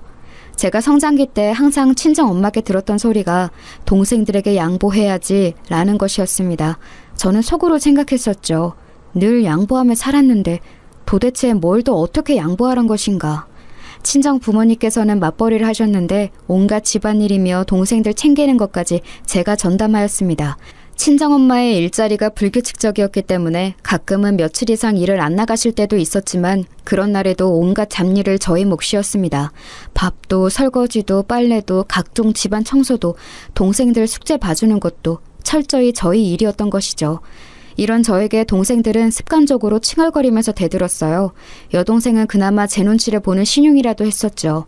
남동생은 머리가 서서히 크면서 치사하게 굴기 시작했습니다. 누나, 자꾸 나한테 잔소리하면 엄마한테 이른다. 엄마한테 일러서 누나 혼내주라고 한다. 누나 혼나고 싶어? 지금 생각해도 정말 얄미운 모습이었네요. 슬펐던 건 남동생이 그렇게 나오면 제가 할 말이 없어진다는 것이었어요. 친정엄마가 남동생의 편을 들리라는 것이 자명했으니까요. 하지만 저도 아직 어렸던 때였기에 어느 날은 저도 울컥해서 남동생에게 맞받아쳤습니다. 이를테면 일로 보라면서 남동생의 얄미운 머리통에 꿀밤을 세게 먹였었죠. 그리고 그날 늦은 밤 상황을 알게 되신 친정엄마께 저는 냄비로 맞았습니다. 냄비로 맞다가 국자로도 맞다가 쟁반으로도 맞았었네요. 엄마, 왜 저한테만 이러세요? 왜 저만 때리시냐고요? 그리고 상황이 어땠는지 왜 저한테는 안 물어보세요? 들어보시지도 않고 이러시는 거잖아요. 제 의견도 아니에요? 넌 입이 있어도 없는 거야. 의견 같은 소리 좋아하네. 확 그냥 쟁반으로 쳐 주둥이를 터뜨려 버릴까 보다. 맞은 것보다 그런 소리를 들었던 게 더 아팠어요. 몸보다 마음이 아팠습니다. 그 후로는 남동생과 상대를 아예 안 하려고 했어요. 그래도 그 이전까지는 미우나 고우나 제 동생이라는 생각이 있었는데 이제는 저도 모르게 정남이가 떨어져 버린 것이었죠. 학교나 열심히 다니고 공부나 열심히 해서 저 나름의 길을 걸어가는 수밖에 없다고 생각했습니다. 그리고 중학교 3학년의 어느 날 친정 부모님께서 저를 두고 나누시는 대화를 엿들어 버렸어요. 집이 좁아서 웬만하면 다 들을 수 있었거든요. 어차피 제가 좋은 대학 갈 애도 아니니까 아예 대학 보낼 생각을 말고 얼른 돈 버는데 보냈으면 좋겠다고 이런 대화를 나누셨습니다. 심장이 철렁 내려앉았죠. 저는 그날 이후로 코피 터지게 공부를 시작했어요. 학원도 못 다니는 형편인데 어주짬게 공부하는 것으로는 절대 가시적인 결과를 낼 수 없다는 판단이 그제야 섰던 것이었죠. 친정 아버지도 역시 엄마와 비슷한 분이셨습니다. 늘 저에게 네가 첫째니까 묵묵해야지, 모범이 되어야지 이런 식으로 말씀을 해주셨죠. 그런데 아버지도 엄마도 형제들 사이에서 첫째가 아니신 분들이었어요. 당신들이 모르시는 책임감을 왜 저에게만 강요하셨던 건지 참 모를 일입니다. 제가 죽도록 공부해서 꽤 좋은 인문계 고등학교에 턱걸이로 합격을 해내는 엄청난 쾌거를 이룩했을 때도 저는 황당한 반대에 부딪혔어요. 친정아버지는 난감한 얼굴로 이렇게 말씀을 하셨었죠. 네가 지금 인문계를 가서 공부 노름 해보겠다고 이럴 때냐? 대학 욕심이 있나 본데 어설프게 굴 거라면 일찌감치 접어라. 접고 그냥 돈이나 빨리 버는 길만 생각해. 왜요? 아버지하고 엄마 두 분 다 대학 안 나오셨잖아요. 그러니까 저라도 대학을 나와야죠. 그런 얘기는 왜 해? 공부는 네가 안 해도 우리 집안 대들보가 할 거다. 우리 아들내만 믿고 있어. 우리 집안 대들보? 우리 아들냄? 저에게는 단 한 번도 그런 호칭을 써주신 적이 없었건만 입맛이 쓸쓸했습니다. 그놈의 우리 아들은 시간이 갈수록 제 귀에 인이 박혀갔죠. 저는 고등학교 때 이를 악물고 공부를 했습니다. 자식이 없는 형편에도 알아서 코피 터지도록 공부를 하면 부모 입장에서는 너무 고마운 일 아닌가요? 쌍수 들고 환영해야 마땅한 상황 아닐까요? 그런데 희한하게 친정엄마는 갈수록 초조해하셨습니다. 처음에는 제가 인문계 고등학교에서 난다긴다 하는 애들에게 눌려서 성적을 다 망칠 것이라 전망하시고는 저를 비웃으셨지만 끈기를 잃지 않은 제가 점차 성적을 잘 내기 시작하자 반응이 달라지셨던 거예요. 제가 고등학교 2학년이었을 때부터는 아예 작정하시고 악담을 하셨었네요. 너는 네 동생들 뒷바라지 하려고 태어난 거야. 없는 형편에 쓸데없는 짓 하지 말고 빨리 돈 벌어서 네 동생들이나 좀 지원해줘라. 대기업 공장 같은 데 들어가면 좀 좋니? 네가 벌어온 돈으로 우리 아들 공부 좀 편안한 환경에서 지켜보자. 너는 그저 시집이나 잘 가면 되는 거야. 지금 굳이 그렇게 공부한다고 쓸데없이 굴 필요가 없어. 여자는 어차피 출가 외인인데 네가 결혼 전에 가족한테 헌신하지 않으면 언제 또 장녀로 헌신할 수가 있겠니? 집안일 잘하고 동생들 잘 돌봤다고 하면 점수 잘 따서 괜찮은 곳에서 너를 며느리로 맞아줄 수도 있겠지. 이런 쉬운 길 두고 왜 멀리 돌아가? 그쯤 되니까 저는 친정엄마를 상대하는 것이 제 손해라는 것을 알았어요. 그래서 여자는 오로지 시집 가는 것만이 종착지인가요? 라는 질문을 속으로만 감췄습니다. 겉으로는 대충 고개만 끄덕거려 드렸죠. 저의 건조한 반응에 친정엄마는 분통을 터뜨리셨고요. 정말 저는 이해할 수 없었습니다. 헌신적인 장녀로 살고 싶다고 말을 한 적 없었고 결혼 잘하는 게 목표라는 말은 더더욱 한 적이 없었는데 왜 저를 멋대로 재단하고 인생을 설계하시는 건지 그저 답답할 따름이었네요. 저는 이런 상황들을 다 이겨내고 대학 입학 시험에서 좋은 성적을 거두었습니다. 그랬건만 집에서는 먹고 죽을래도 돈 없으니까 대학 갈 돈은 지원 못 해주겠다고 그랬어요. 담임 선생님께서 기가 막혀 하셨죠. 이런 상황이면 빚을 내서라도 자식 대학부터 보내주는 게 맞는 건데 어떻게 부모가 그럴 수 있냐면서 착잡해 하셨고 저는 너무 부끄러웠습니다. 학교의 선생님들께서 나라에서 지원받을 수 있는 방법들을 알아봐 주셔서 저는 간신히 대학에 등록할 수 있었어요. 눈물나게 감사했고 신기했습니다. 아는 만큼 보인다는 말이 뭔지 실감도 되었고요. 나라의 도움을 요청해 볼 생각조차 못했었는데 알지 못하기 때문에 누리지 못했던 것들이 많을 거라는 생각이 들었습니다. 졸업 전에 담임 선생님께서 저에게 해주셨던 말씀이 무척 인상 깊었습니다. 집에서는 내가 교사가 되는 걸 예전에 무척 반대하셨었어. 지원도 안 해줄 거라고 엄포를 놨는데 나는 꿋꿋하게 교사의 길을 걸었지. 그리고 후회는 없어. 내가 하고 싶은 걸 해냈으니까. 너는 이제 20살이야. 그거 아니? 너는 이제 2번 다시는 네 평생에 19살로 돌아가지 못한다. 인생의 모든 순간은 그 순간이 마지막 순간이야. 시계바늘을 뒤로 돌릴 수 있지만 그렇다고 시간이 뒤로 가는 건 아니지. 지난 날을 후회한다고 한들 그 과거로 돌아갈 수 없어. 후회를 최소한으로 남기고 싶으면 네가 하고 싶은 것을 해야 돼. 선생님, 그런데요. 저는 가족들이 예뻐하는 사람도 아니고 친구도 많지 않고 가진 것도 없어요. 꿋꿋하게 살아가기가 솔직히 자신 없고 겁도 나요. 세상이 앞으로 제가 외톨이인 걸 눈치채고서 저를 무시할 것만 같아요. 너를 무시하든 비웃든 그 누구도 네 인생을 대신 살아줄 수는 없어. 휩쓸리지 마라. 너는 네 인생을 오롯이 살아가면 돼. 최선을 다해서 너 자신에게 부끄럽지만 않게 살면 후회는 없이 살 수 있을 거야. 와, 그 순간에 깨달음이 들더라고요. 저는 아무것도 가진 게 없다고 생각하며 살아왔지만 제가 처음부터 가지고 있는 게 있었습니다. 인생, 저의 인생이요. 친정 부모님의 방해 공작에도 불구하고 제가 대학 입학을 이뤄냈듯이 제가 하나둘 원하는 대로 발자취를 남겨가는 제 인생, 저만의 것이었습니다. 저는 들러리나 엑스트라가 아니라 제 인생에서는 주인공이었던 거예요. 담임 선생님을 통해 저는 살면서 어른다운 어른을 만나는 게 얼마나 중요한지를 느낄 수 있었어요. 감사한 어른을 만났기 때문에 용기를 내어서 대학 생활을 멋지게 해보기로 했습니다. 친정 부모님께서는 저를 괘씸해 하셨어요. 명문대에 들어가면 뭘 하냐면서 부모의 최종 허락도 받지 않고 멋대로 대학 등록을 해버린 건 천하의 불효라고 욕을 하셨죠. 저에게 짐 싸서 집을 나가라고 하셨습니다. 저는 정말로 제 가방을 싸서 집을 나섰어요. 패기 넘치게 짐가방 들고 나갔는데 얼마 못 가서 길바닥에서 엉엉 울었었네요. 너무 서러워서 지나가던 사람들이 보든 말든 그냥 막 울었습니다. 하지만 돌아가고 싶지는 않아서 학교 근처에 하숙집을 구했어요. 제가 청소를 다 할 테니까 하숙비를 깎아달라는 간청을 다 하고 다녔는데 딱 한 곳에서 저를 받아주었습니다. 정말 마음씨 좋은 노부부께서 운영하고 계신 곳이었고 저는 또 좋은 어른을 만난 덕분에 힘을 얻을 수 있었어요. 저를 괘씸해하면서 그렇게나 욕을 하시더니 몇 달이 지나자 친정 부모님은 저에게 남동생의 공부를 봐달라고 하셨습니다. 학교 시험에서 이번에 5등을 한 게 처참한 모양이었어요.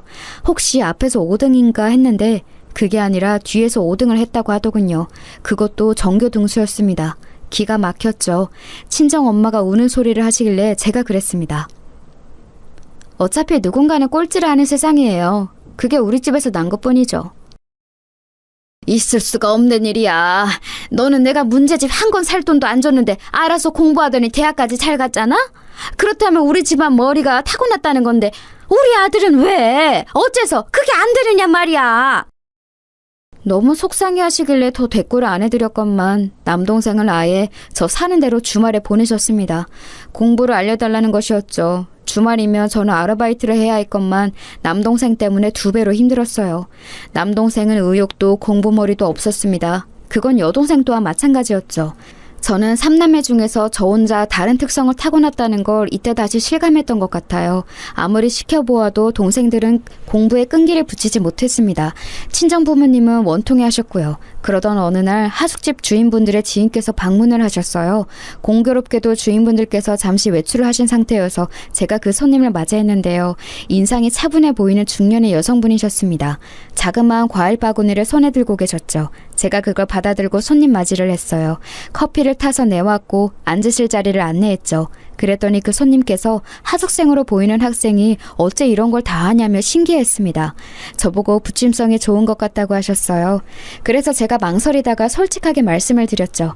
청소라든지 하는 것들을 다 도맡아서 하고 있기 때문에 저는 다른 하숙생들과 입장이 조금 다르고 그 때문에 하숙비를 아주 싸게 내고 있다는 얘기를요.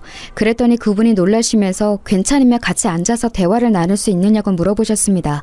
그래서 그분과 마주 앉아서 이런저런 대화를 나누었어요. 하숙집 주인 부부 2분과는 고향이 같기 때문에 옛날에 아셨던 사이라고 했습니다. 지방의 시골 동네가 고향이라고 하셨죠. 보수적이고 꽉 막히고 좁고 그런 동네를 떠나서 자유롭고 멋지게 사는 미래를 그리셨다고 말씀을 하시는데 눈가에 아쉬움이 묻어나오는 것이 보였습니다. 저 실례지만 그럼 지금은 예전에 그리셨던 꿈대로 살지 못하고 계신 거예요? 애석하게도 그렇게 되었네요.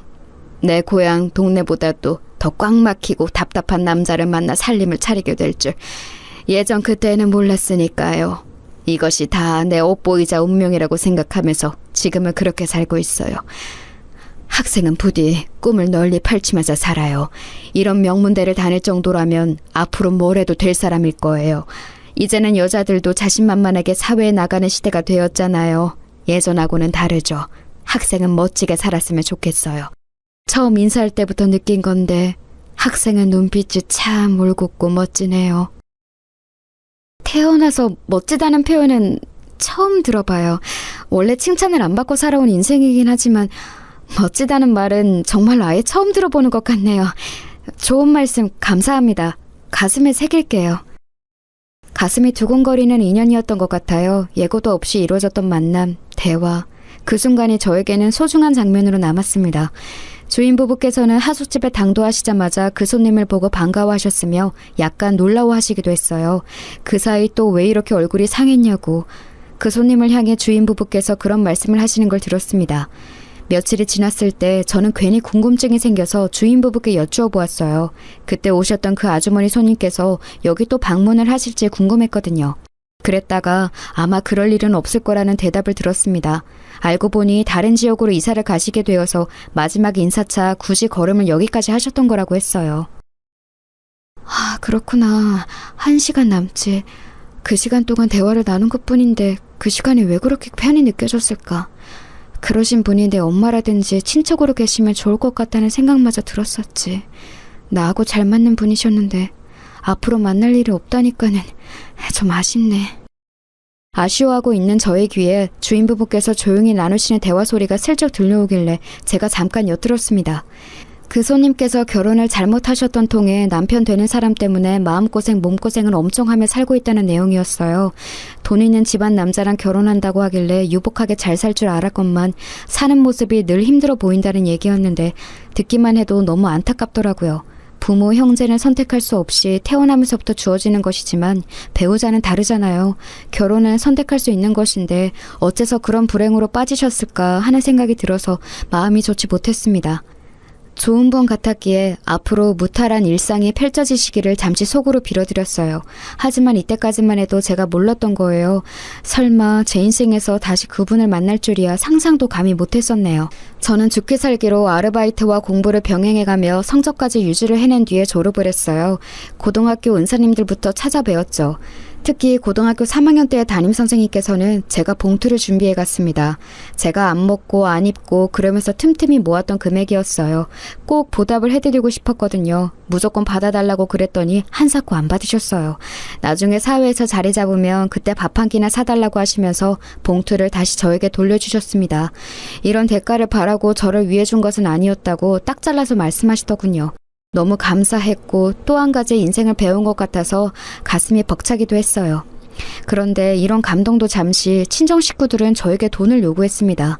도저히 앞날이 막막해서 안 되겠으니까 식당이라도 차려야겠다고 친정 부모님이 그러셨던 거예요. 식당 차리는데 보태달라고 저에게 요구하셨어요. 친정 엄마가 저에게 대학 잘 보낼 만큼 잘 키워준 값을 해내야 할 때라고도 하셨죠. 대학 가지 말라고 난리를 치실 때는 언제고 이제 와서 대학을 운운하시다니 어이가 없었으나 저를 낳고 키워주신 것은 맞으니까 집에서 장사를 시작한다는 것을 모른 척하는 건 아니라고 생각했어요. 사회 초년생이었던 저는 간식 한 번 안 사먹고 모은 돈 500만 원을 마련해 내어드렸습니다. 누가 보면 그거 엄청 약소한 금액 아니냐고 하시겠지만 저에게는 피눈물 나게 소중한 금액이었어요. 게다가 당시로 보면 지금보다 500만 원의 가치는 훨씬 컸거든요. 그 돈이 보태어져서 작은 식당이 마련되었습니다. 사람 쓸 돈 없으니까 틈틈이 와서 일하라고 친정 부모님은 그러셨죠. 근데 저는 일 다니는 직장인이었기 때문에 정말 힘들고 피곤했어요.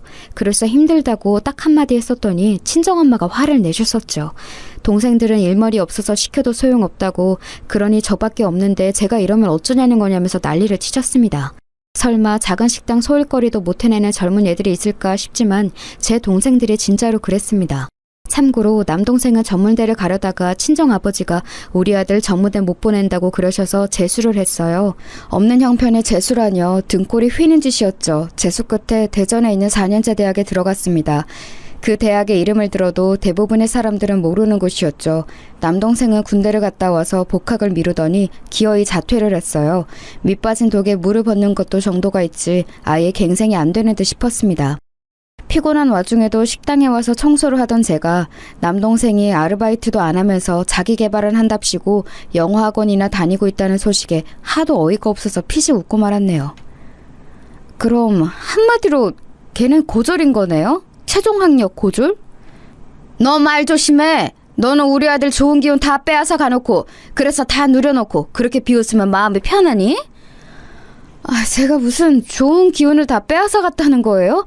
저는 항상 아등바등 혼자 노력해온 거예요. 우리 아들 앞에 네가 태어났기 때문에 좋은 기운을 가로채 간 거야.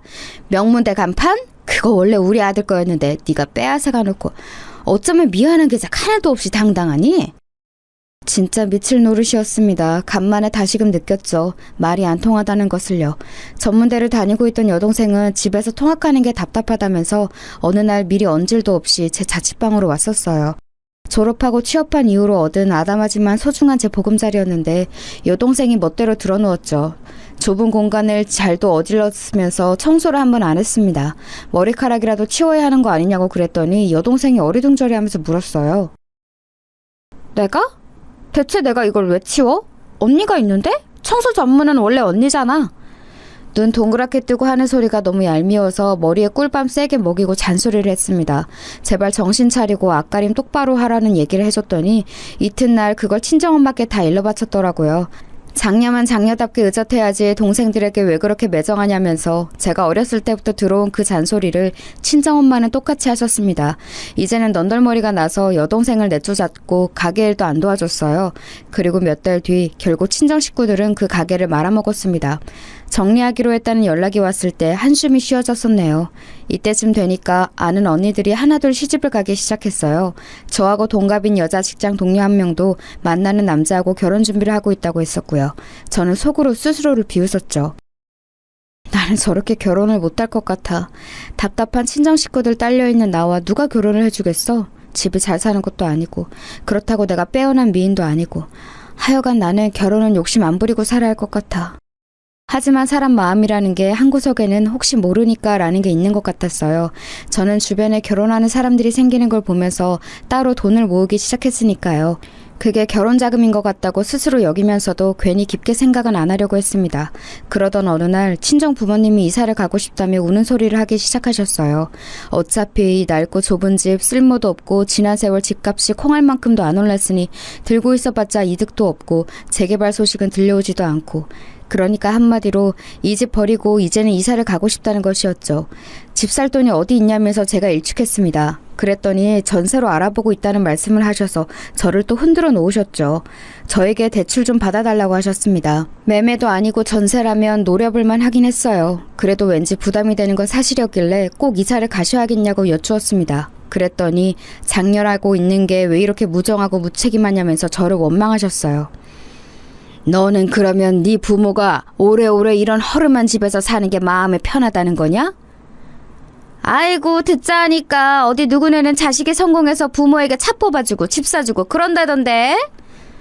제가 생각했었죠. 저도 부모가 성공했다면 차 받고 집 받으면서 편하게 살았을 거라고요. 지금처럼 온갖 고생하면서 피곤하게 안 살아왔을 거라고. 그런 생각을 하면서 약간은 슬퍼했습니다. 그런데 그때 결국 그 오래된 집을 팔았어요. 집 팔아서 생긴 돈, 제가 대출받아서 생긴 돈, 이런 것들 합쳐서 적당한 전셋집을 구해드렸죠.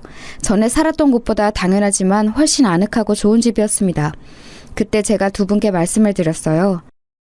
저는 이제 할 도리를 다 했다고 생각합니다. 저에게 더 이상 뭘 요구하지 마세요. 낳아주시고 키워주신 은혜는 여기까지로 봐도 저는 다 갚았다고 봐요. 고작 이런 거 해주고 생색 한번 더럽게 잘 내네. 누가 보면 집을 아예 장만해준 줄 알겠다. 전세 금액의 대부분은 우리 집 처분한 돈이면서. 너 진짜 그렇게 살지 마라. 친정엄마가 저를 혼란하신 것에 저는 너무 속상해져서 집을 구해드리고 난 뒤였지만 연락을 오히려 안 하고 살게 되었어요. 제가 연락을 뚝 끊었더니 안달이 나셨는지 먼저 연락을 해오시더군요.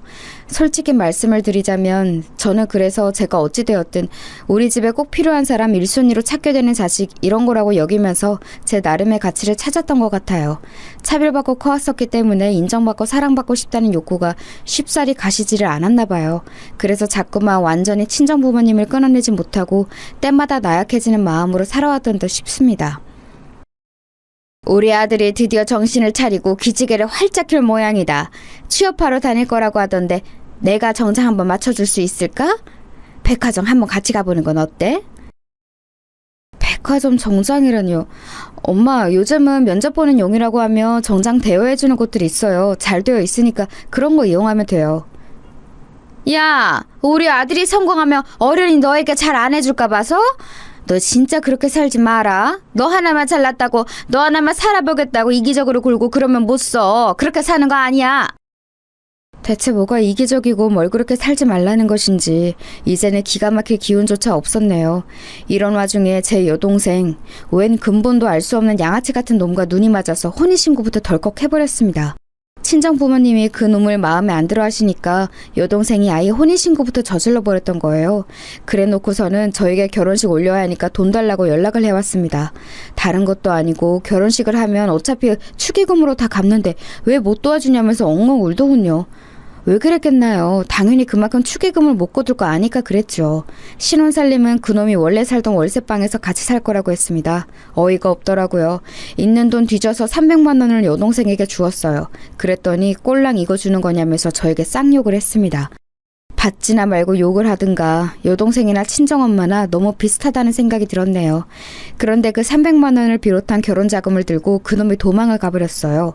연락두절이 되었죠. 그놈의 가족이라고 알았던 사람들도 알고 보니 다 가짜였다면서 여동생이 망연자실했습니다. 진짜 미치는 줄 알았어요. 가족 때문에 진절머리가 났습니다. 남동생은 자꾸 취업에서 미끄러지고 있었는데 친정엄마는 제 탓을 하고 계셨죠. 제가 취업운도 다 빼앗아갔기 때문에 자꾸 이런 결과가 나는 거라고 하셨습니다. 이래서 첫째를 딸로 낳는 게 아니었는데 내가 너를 그때 낳는 게 아니었는데 이런 하소연이나 하시길래 제가 적극적으로 장만을 도와드렸던 그 전셋집에 모처럼 들렸던 저는 자리를 벅차고 나왔었죠. 얼마 후에 제 인내심을 시험하는 일이 있었어요. 저희 친정이 오래 살았던 옛날 그 집, 거기가 희한하게 집값이 좀 오른 거예요. 친정 부모님은 난리가 나셨죠. 곡소리를 내셨어요. 제가 만약에 전셋집 구하는 것을 도와주지만 않았어도 그 집을 그때 안 팔았다고, 가만히 앉아서 돈 벌 수 있었는데 저 때문에 기회를 놓쳤다고 저를 원망하셨습니다. 그래서 제가 이때 선언했던 거예요. 앞으로 연락하지 말라고요. 안 보고 살자고요. 그게 최선의 방법임을 굳이 제가 외면하면서 살아온 세월이 아까웠습니다. 저를 원망하는 친정 식구들과 연락을 끊은 이후로 저는 남자친구를 새로 사귀게 되었어요. 처음에는 몰랐습니다. 남자친구와 제가 설마 특별한 인연이 있을 줄 말이죠. 정말 딱 한 명 겹치는 지인이 있어서 우연히 안면을 트게 되었다가 얘기가 잘 통하길래 사귀게 되었고 몇 달 지났을 때 결혼 생각을 하게 되었어요. 네, 바로 이 사람이 제 남편이 되었죠. 나는 네가 그간 어떤 인내심을 가지고 살아왔을지 얘기를 들으면서도 감히 짐작이 안 간다. 내가 너였으면 진작에 뒤집어 엎었을 거야. 자식 농사 너 하나 성공한 것 같은데 네 부모님께서는 그 사실을 모르시는 것 같네. 나도 처음에는 그렇게 생각했었는데 지금은 아닌 것 같아. 사실은 알고 계시지만 인정하기 싫으신 게 아닐까 싶어. 나는 아무것도 아닌 손가락이니까 나만 밥그릇 잘 챙기면서 사는 게 싫으시겠지. 지난 세월 결국은 내 노력을 알아주실 거라고, 나를 인정하고 사랑해 주실 거라고 헛된 희망을 품어왔던 게 너무 바보 같아. 부질없다는 걸 몰랐어. 남편 앞에서는 속마음을 다 말할 수 있었어요. 편하고 의지가 되었습니다. 그래서 꼭 결혼하고 싶었건만 친정 식구들이 결사 반대를 했던 겁니다. 상견례 자리 마련할 거라고 연락을 했더니 고작 그런 남자와 결혼하는 게 말이나 되냐면서 친정아버지가 화를 내셨어요. 그러더니 남동생이 전화를 받았고요. 저한테 섣불리 결혼하는 건 아닌 것 같다면서 그런 소리를 했습니다. 본인이나 잘할 것이지 저에게 그런 충고를 하는 게 어이가 없었네요. 그리고 바로 그때 친정엄마가 이렇게 외치시는 소리가 들려왔던 겁니다. 우리가 영영 걔한테 기생해서 살아야 하는데 결혼해서 탈출하게 둘 수야 없지. 지금은 걔가 잠시 삐쳐가지고 연락 안 하면서 산 거였고 보나마나 시간이 좀 지나면 다시 또 연락하면서 잘 지내게 되어 있어. 가족 위하는 우리 집안 장녀의 단물이며 핏물까지 앞으로도 계속 쪽쪽 빨아먹을 거야. 엄마, 지금 목소리 혹시 언니한테 다 들리는 거 아니야? 바로 옆에서 오빠가 언니랑 통화 중이잖아. 에이, 전화기계에다 입 대고 말한 것도 아닌데 왜 들리겠어? 절대 안 들려. 여동생의 걱정에 대고 친정엄마는 호언장담을 하셨고 저는 눈이 돌아갔어요. 남동생에게 말했습니다. 야, 네가 엄마한테 전해드려. 다 들렸다고. 잘 들었다고. 앞으로 나는 당신 딸 아니고 한 가족도 아니라고. 그렇게 말씀 잘 드려라. 누나, 뭔가 지금 오해가 있는 모양이야. 엄마가 반쯤 장난으로 저렇게 말씀하신 거겠지. 어이없는 변명을 들을 가치도 없어서 전화를 끊었고 한참을 울었네요. 그래서 상견례 아닌 상견례 자리에는 저만 나갔어요. 시댁 식구들과 저뿐인 만남이었던 것이죠. 원래 남편에게 고모 되시는 분까지 그 자리에 나오기로 했었는데 제 친정 식구들이 전부 강제 불참하게 되는 바람에 시댁에서도 시부모님과 남편만 조촐하게 나왔습니다. 제가 그때 속으로 잠깐 의문을 품었었죠. 상견례 자리에 웬 고모? 특이하다 싶었건만 이 집안이 장난 아닌 곳이었던 거예요. 한마디로 시집살이를 엄청 시키면서 시자 유세를 떠는 곳이었습니다. 시아버지의 오만한 인상과 시어머니의 소심한 인상이 대비되어 보이면서 일목요연해지더군요. 그런데 제가 그 자리에서 시어머니를 빤히 쳐다보다가 기시감을 느꼈어요. 그러다가 깨달음이 왔죠. 그건 시어머니와 제가 동시에 느낀 것이었습니다. 서로 놀란 눈빛을 교환했어요. 왜냐하면 시어머니께서는 바로 제가 옛날에 대학 다닐 때 살았던 하숙집에서 맞이했던 그 손님이셨기 때문입니다. 너무 놀라서 제가 입을 틀어막았는데 시어머니께서 그때 눈짓을 보내시면서 남몰래 검지를 입에 대셨어요. 비밀이라는 그 제스처, 저희의 인연을 지금 이 자리에서 꺼내지 말라는 신호였습니다. 저는 알겠다면서 고개를 살짝 끄덕였고 시어머니와 초면인 것처럼 행동했어요. 하지만 가슴은 막 두근거리고 있었죠. 시아버지께서는 목소리나 말투, 표정 같은 게 전부 괄괄하신 분이셨습니다. 아들 녀석이 나이 먹도록 결혼하겠다고 인사시키는 여자가 하나 없어서 뭔가 잘못된 거 아닌가 싶어서 걱정이었건만 드디어 결혼하겠다는 소리를 듣게 됐네. 대학을 아주 좋은 곳으로 나오셨어. 집안 사정인지 지랄인지 때문에 아무도 안 나온 그쪽 가족들은 좋은 대학 나온 사람이 한 명도 없다던데? 군계 일학이야 뭐야? 네? 네. 군계 일학은 저에게 맞지 않는 표현 같고 그저 어쩌다 보니 운이 좋았습니다. 제가 장녀이다 보니까 책임감을 안고 살아왔는데 그러면서 가족들하고 마찰이 좀 생겼어요. 결혼에 대해서도 의견이 맞지 않아서 부득불 오늘 저 혼자 갑자기 자리하게 된 점 다시 한번 죄송하게 생각합니다. 말하는 본세가 명문대 나온 여자 맞네. 단정하고 똑부러져. 그런데 나는 개인적으로 여자가 그렇게 똑똑하고 잘난 건 별로 안 좋다고 봐. 안 좋다고요? 실례지만 왜 그렇게 보시는지 여쭈어볼 수 있을까요? 이유야 한도 끝도 없지. 여자란 자고로 집안일 잘하고 자식 건강하게 낳아 키우고 늘 지아비를 공경하고 지아비의 가족 역시도 공경하고 겸손하고 나대는 법 없이 함부로 말대꾸하지 않고 그런 게 최고야. 그게 바로 모든 남자들이 원하는 최고의 신부감이지. 그런데 그런 여자가 시대가 바뀌면서 점점 줄어들고 있기 때문에 복날에 개 패듯이 한 번씩 손을 봐주면서 길들여야 돼. 요즘은 이런 수고로움이 필요해졌어. 세상에나 당초에 제가 무슨 소리를 들은 건가 싶어서 잠시 머리가 지끈거렸습니다. 그때 남편이 테이블 아래로 몰래 제 손을 잡아왔고 슬쩍 눈이 마주치자 저에게 입모양으로 무시해라고 말을 해왔어요. 그러자 저도 모르게 피식 웃음이 날 뻔했네요. 남편이 말하기를 회사 일 때문에 일본에 가 있는 자기 형은 친탁을 했고 자기는 외탁을 했다고 했는데 과연 그게 맞는 것 같았습니다. 시어머니를 뵈니까 확실히 남편하고 느낌이 비슷하더라고요. 시아버지란 분이 몹시 충격적이긴 했으나 남편이 변함없이 좋았고 무엇보다 시어머니를 이런 식으로 다시 재회한 것이 신기하고 놀라워서 이건 필시 인연이라는 생각이 들어서 시간 끌지 않고 바로 결혼을 해버렸어요. 친정 식구들은 제 결혼을 앞두고 난리였죠. 결혼식에 설마 안 부를 거냐면서 거품을 물고 발작을 해댔습니다. 저한테 또 무정하고 냉정하다고 그러더군요. 지긋지긋했어요. 예전 같았으면 또 마음이 흔들렸을 텐데 이제는 남편이 있었기에 저의 새로운 가정을 꾸리고 싶다는 소망으로 제 친정 식구들을 외면할 수 있었습니다. 그런데 결혼식을 목전에 두고 친정 식구들이 제가 아직 정리 전이었던 자취방으로 총 출동을 한 거예요. 당황한 저는 당장 돌아가달라는 말만 반복했죠. 그러나 친정 식구들은 완강했습니다. 멋대로 이렇게 결혼할 거라면 식장에 찾아가서 깽판을 치겠다고 하더군요. 와, 그 말을 듣는데 진짜로 눈물이 핑 돌더라고요. 왜 이렇게 이 사람들은 나에게만 잔인할까 이런 생각이 들었네요. 그리고 저는 이미 과거를 벗어난 저였습니다. 저는 제 자취방으로 밀고 들어오려던 친정엄마를 떠밀었어요. 강하게 떠밀자 바닥에 나뒹구셨죠. 남동생이 그걸 보고 눈이 뒤집어져서 저에게 달려들더군요. 어렸을 때부터 시건방졌던 이 녀석을 제대로 교육해줄 때였어요. 하도 온갖 고생을 하며 만성피로에 시달려온 저라 저는 체력을 기르기 위해 복지센터에서 운영하는 운동 프로그램을 꽤 들어온 참이었습니다. 남동생 같은 백수 따위가 덤빌 상대가 아니었죠. 개고생하면서 살아온 노동자 펀치 한번 맞아볼래? 너 오늘 죽었어. 네 재산 날을 네가 잘 찾아왔구나. 마치 권투 선수처럼 제 주먹이 깔끔하게 가격에 성공했습니다. 코를 얻어맞은 남동생이 고통스러워하는 사이 저는 그 다음에 공격, 또 그 다음에 공격을 가했지요. 남동생이 항복 선언도 하지 못한 채 친정엄마 옆에 쓰러져 나뒹굴었고 여동생이 경하게 비명을 질렀습니다. 그러자 저는 시끄러우니까 조용히 하라면서 여동생의 싸대기를 세게 갈겼어요. 그러니까 정말 조용해지더라고요. 진작 이렇게 할 것을. 지난 허송세월이 안타까웠습니다. 친정아버지는 거의 심장마비라도 오실 듯이 깜짝 놀라서 얼어붙어 계셨습니다만 여동생까지 당하는 것을 보시고는 안 되겠다 싶으셨나 봐요.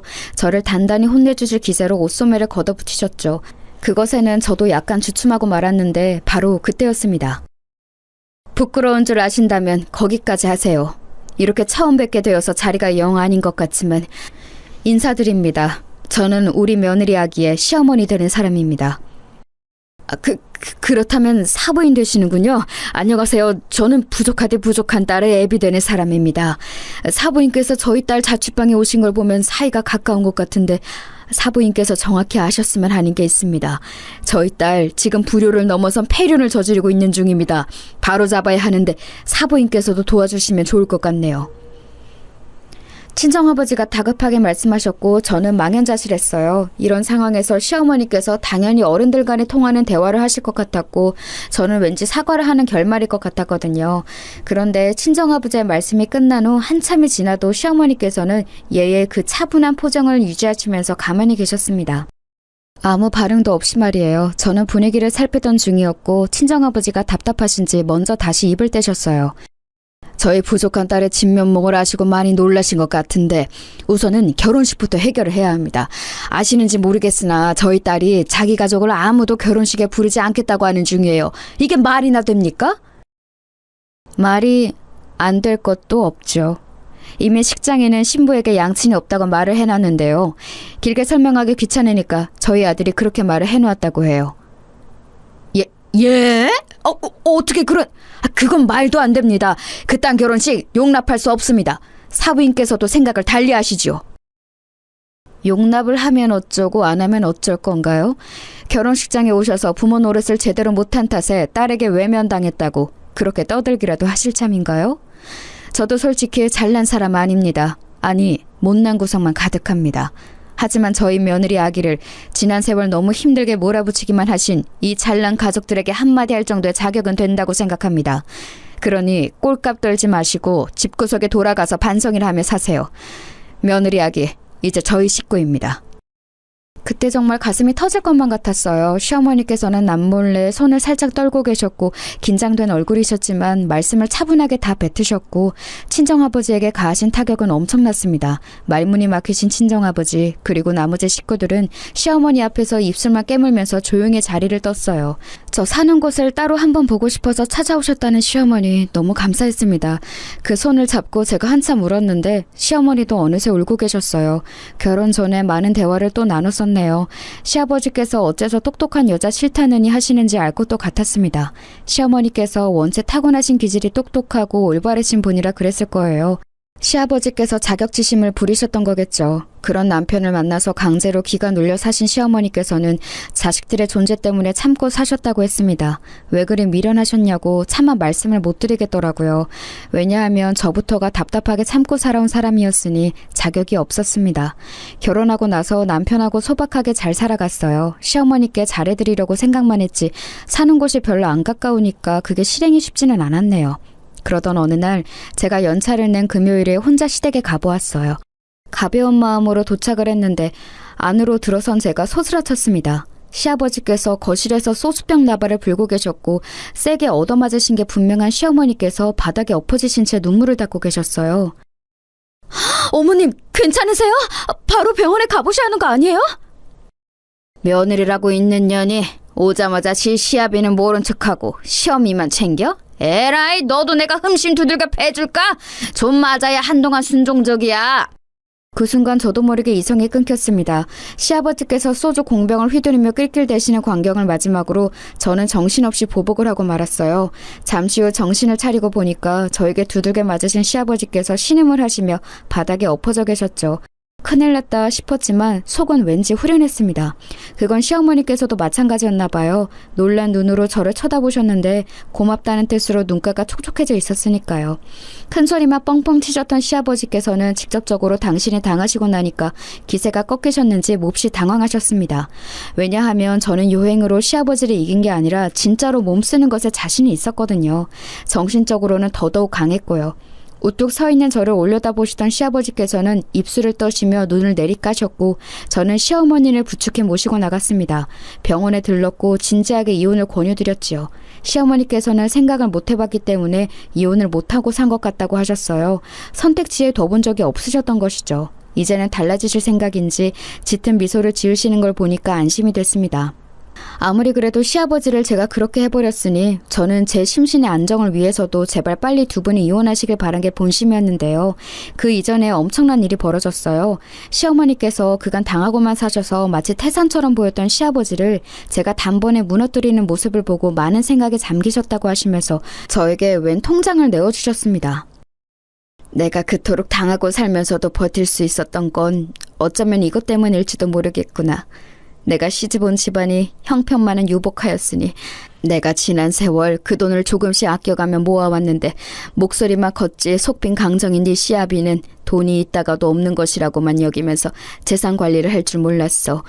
그 덕에 나 혼자 정말 아무도 몰래 이 돈을 다 모아왔단다. 어머님, 제가 지금 숫자를 잘못 센 걸까요?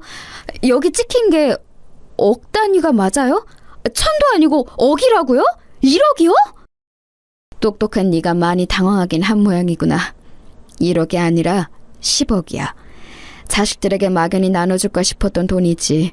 솔직히 말하자면 우리 집 큰아들보다 작은 아들이 나는 더 마음이 가. 큰아들 놈은 자기 아빠를 너무 닮았거든. 그래서 작은 아들에게 더 주고 싶다는 생각을 하고 있었는데 네가 나타났으니 고민 덜었구나.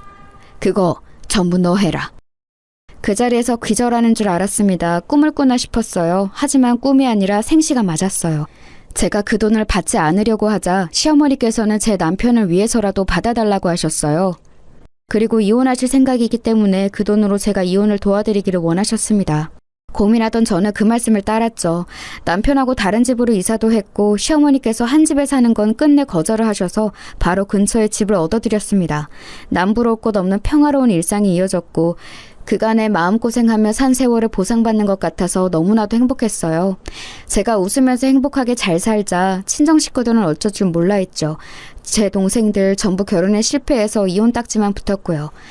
남동생은 늙어 죽을 때까지 백수인 모양이고 여동생은 아빠 없는 아이를 키우며 삽니다. 그 덕에 친정엄마가 늘 곡소리를 내시는 듯 했어요. 친정아버지는 건강이 안 좋아지셨다고 들었고요. 그들이 혈연으로 봤을 때 제 가족은 맞는데 저는 제 곁에 있는 시어머니와 남편이 진짜 백이 제 가족이라고 느껴지네요. 어디 가서 털어놓을 수 없는 제 속에 담긴 이야기를 들어주신 모든 분들 고맙습니다.